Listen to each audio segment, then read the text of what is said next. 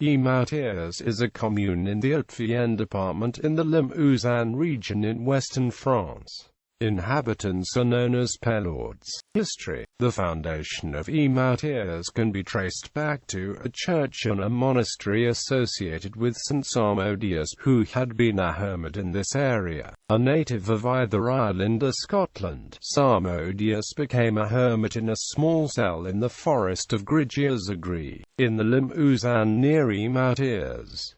He acquired the name of Eymoutiers because he loved to sing psalms. When Eymoutiers died, he was buried on the banks of the Vienne River.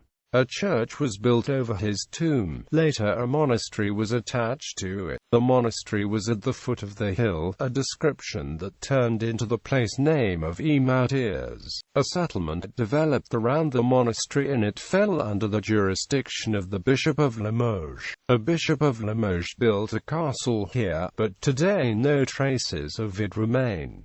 In 1428, Eymoutiers became a bishopric on its own right. Thus free and independent, the city became a walled town.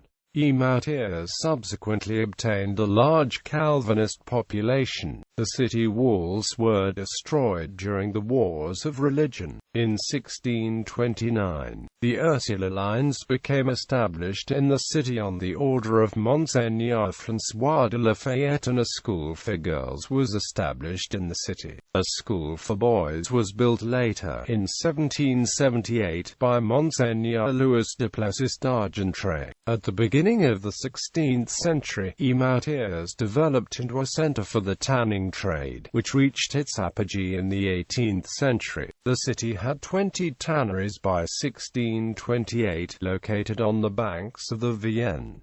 The inhabitants thus acquired the nickname of Pelauds. The local tanners formed a confraternity in the 17th century.